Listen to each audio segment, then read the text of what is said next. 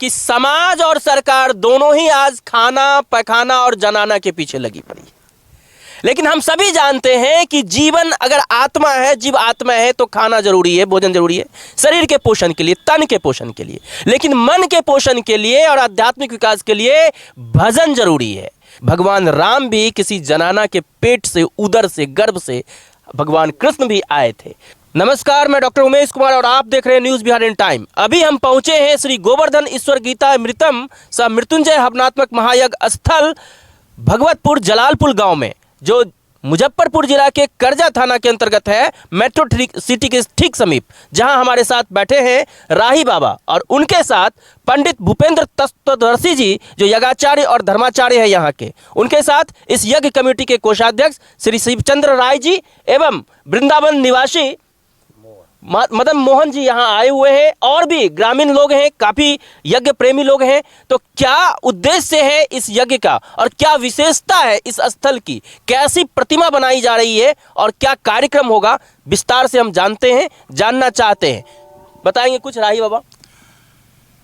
ये मृत्युंजय महादेव स्थान बिहार का एक विशाल तीर्थ के रूप में परिणत होगा।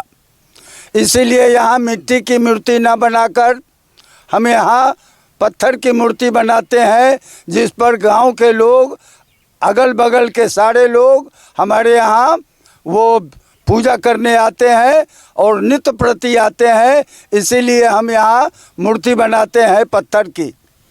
और आज मुझे मालूम है कि यहाँ पर जो लोग आए हैं बगैर बुलाए हुए, वो इसका प्रतीक है कि हमारे यहाँ ये विशाल तीर्थ के रूप में परिणत होगा।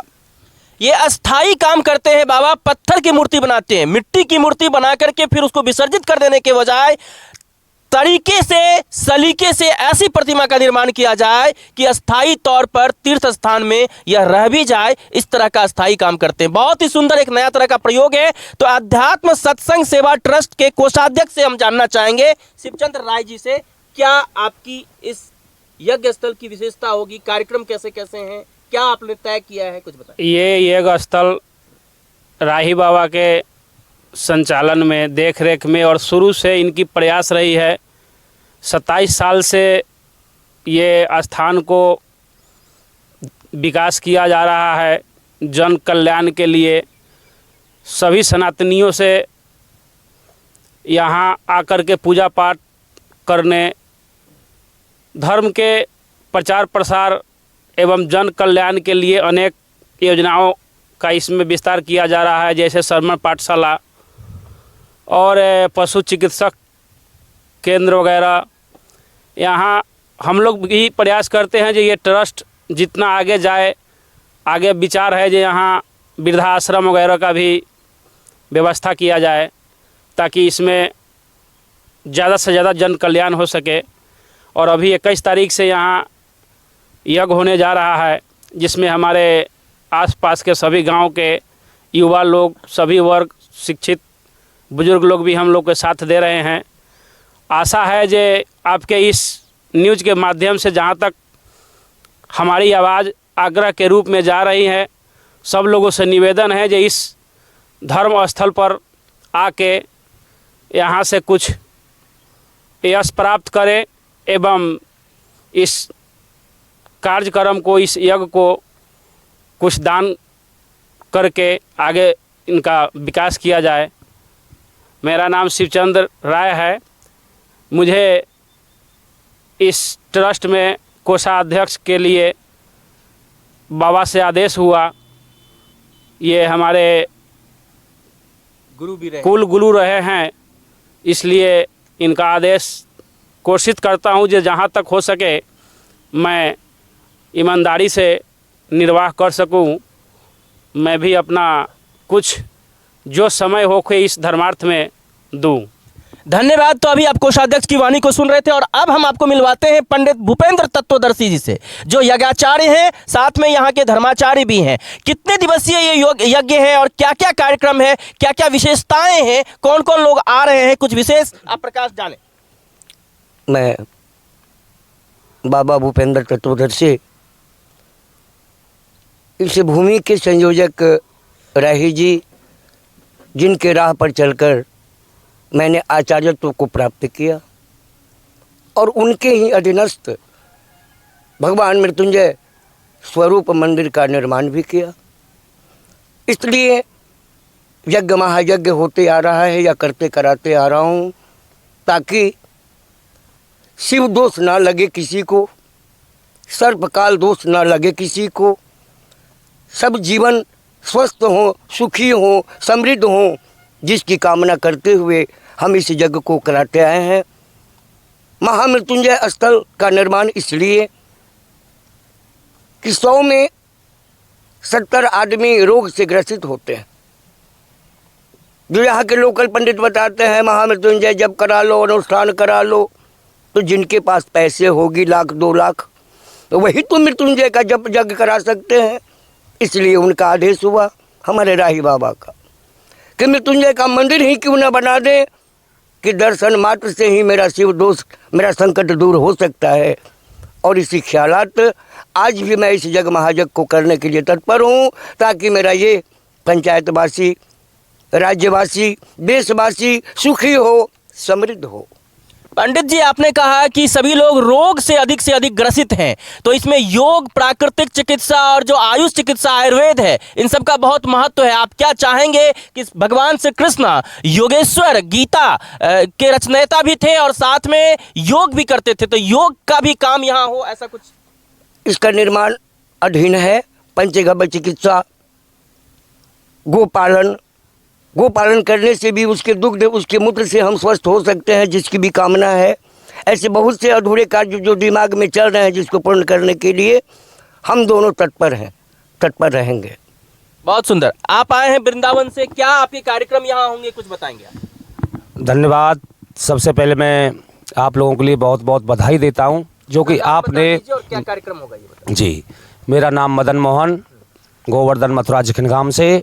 सभी के लिए बहुत बहुत बधाई कि जो जन जन तक आप इस धर्म के आयोजन का जो एक प्रचार है, प्रसार है, जन जन तक पहुंचाएंगे, क्योंकि यहाँ से आगे भीषण कलयुग आना है। आप रासलीला का प्रदर्शन करेंगे, यहाँ के मेला में आकर्षण उत्पन्न करेंगे, इस सब के विषय में कुछ? उसके विषय में आपके लिए बता लेते हैं। हमारी लीला में जो लीला का मुख्य केंद्र रहता है, प्रथम भगत संतन कर संगा, हमारे राही जी, हमारे संत, और दूसरी भगत मम कथा प्रसंगा। भगवान ने सरल शब्दों में कहा है, इंसान के लिए, मानव के लिए संतों का सानिध्य करना, संग करना पहली भक्ति हमारा भगवान शास्त्र बताता है। दूसरी भक्ति है हरि की, भगवान की कथा प्रसंगों में प्रेम रखना। तो ये इस कथा में, इस लीला में भगवान की बहुत ही सरल भाषा में, हिंदी भाषा में, क्योंकि हम वृंदावन से आए हैं, हमारी ब्रज भाषा को लोग अधिकतर नहीं सुन पाते हैं, इसलिए बहुत ही सरल हिंदी भाषा में हम लोग भगवान श्री कृष्ण का चरित्र दिखलाएंगे। तो भगवान कृष्ण के चरित्र के भक्ति रस और उसके श्रृंगार रस के साथ साथ जो उनका प्रेम रस है, उन सब का आप चरितार्थ करेंगे, रासलीला भगवान की आप दिखाएंगे। आपके साथ जो प्रमुख कलाकार हुए, कुछ 1-2 का नाम आप बताते हैं। देखिए, सबसे पहले तो यहाँ पर बड़े भाई जो कि व्यास जी का बहुत ही सुंदर गायन करेंगे, जिनके द्वारा कि इंजन का कार्य जैसे कहते हैं, व्यास जी द्वारा सुंदर चौपाइयों द्वारा, भजनों द्वारा, संगीत के माध्यम से। तृतीय में हमारे बलराम जी बड़े भाई रहेंगे, जो कि बहुत ही सुंदर अपना अभिनय द्वारा हमारे दर्शकों का मन भक्ति में लगाएंगे, क्योंकि भागवत में और उसमें मन नहीं लगता है, इसमें लीला में ऐसा आकर्षण होता है, जो कर बनना वो करना, जनता का सहज में ही भगवान में मन लग जाता है। इसलिए ये बहुत ही सरल साधन है कि हमें ईश्वर का ध्यान, कथा सुनने का अवसर इस लीला रूप में मिल रहा है। बहुत बहुत धन्यवाद। गांव के कुछ युवक हैं, कुछ युवा समाज से भी हम आपको मिलवाते हैं कि कितना हर्ष उल्लास है उनके मन में इस आयोजन को लेकर के। नीरज जी, आप अपने उद्गार व्यक्त करेंगे और कैसा आपको लग रहा है? यही अपना नाम पता बताते हैं। मैं नीरज जी, और मैं जलालपुर और भगवतपुर ग्राम वासी हूँ। मैं चाहूँगा कि यहाँ पे काफ़ी संख्या में आप लोग देखने आए। यहाँ भव्य होगा ये जग, और हम लोग काफ़ी सहयोग कर रहे हैं और दिन रात सहयोग करते हैं। 8-8 बजे 10-10 बजे रात तक यहाँ आके सहयोग करते हैं। धन्यवाद। ये तो जन सहयोग से ही हो रहा है, सरकार के द्वारा यहाँ कोई सहयोग अभी मिल नहीं रहा है, तो सामाजिक सहयोग से ये हो रहा है। और समाज बढ़ चढ़ कर योगदान करे, गृहस्थ योगी आगे आए तो ज़्यादा अच्छा रहेगा। दिलीप जी इसी गांव के एक निवासी हैं, हम उनसे भी जानना चाहेंगे। मैं दिलीप मलाकार। ये जग में हम लोग अपना धन मन तन से मेहनत कर रहे हैं। सभी लोग से आग्रह है कि इसमें अब खुद अपना भागी बने, बढ़ चढ़ के इसमें भाग ले। हम एक बार फिर आपको पंडित भूपेंद्र जी के पास ले चलते हैं। इनका एक संदेश था, मैं कुछ देर पहले यहाँ आया था तो सुन रहा था कि समाज और सरकार दोनों ही आज खाना पैखाना और जनाना के पीछे लगी पड़ी। लेकिन हम सभी जानते हैं कि जीवन अगर आत्मा है, जीव आत्मा है तो खाना जरूरी है, भोजन जरूरी है शरीर के पोषण के लिए, तन के पोषण के लिए। लेकिन मन के पोषण के लिए और आध्यात्मिक विकास के लिए भजन जरूरी है। इन्होंने कहा कि भोजन, भजन और हवन हम लोग करते रहते हैं दिन रात। तो लगातार जो ये महामृत्युंजय महायज्ञ का ये स्थल है, एक केंद्र बनेगा जहां भोजन, भजन और हवन के साथ साथ में जो सामाजिक और जो सरकार के दायित्व अधूरे रह गए हैं समाज के प्रति, इन सब को पूरा किया जाएगा। ऐसा हम समझते हैं ये एक ऐसा केंद्र बन पाएगा। क्या कहना चाहेंगे पंडित जी? बिल्कुल सत्य बात है, क्योंकि जनाना के बगैर तो जन भी उत्पन्न नहीं होते। भगवान राम भी किसी जनाना के पेट से, उदर से, गर्भ से भगवान कृष्ण भी आए थे। तो निश्चित रूप से जनाना को मजबूत करना होगा।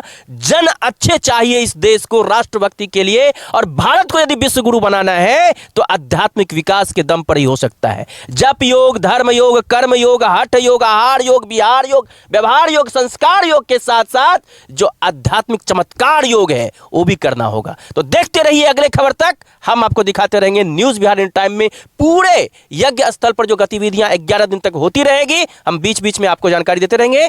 जो लोगों ने अभी तक हमारे चैनल को सब्सक्राइब नहीं किया है वो जल्दी से सब्सक्राइब कर लें, लाइक कर लें, शेयर कर लें और अधिक से अधिक खबरों को फैला दें ताकि सब तक ये खबर पहुंच सके। धन्यवाद।